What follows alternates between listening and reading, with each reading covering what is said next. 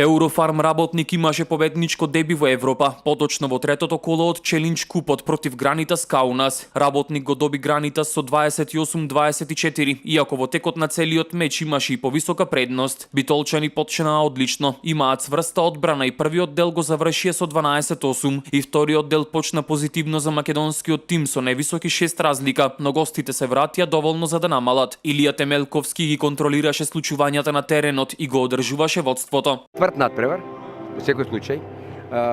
Гледавме се, спремавме против нив, немавме многу време.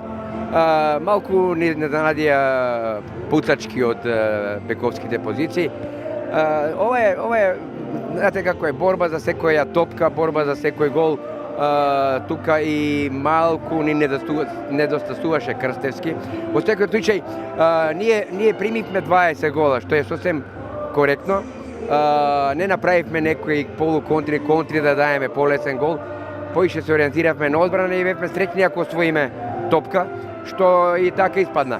Па моравме тактички малце да менјаваме. И ни излага Флатер, па внесувавме седми играч. Така да една доста интересна и напната утакмица. Можевме да завршиме и со 6. Видовте, избрзан шут имавме на крај. Примивме несреќен гол од 12 метри. Гоце Ојлески беше најефикасен на надпреварот со 8 погодоци. Го следеа Златко Мојсовски со 6 и Стефан Дрогришки со 5 гола. Реваншот се игра следната сабота во Каунас.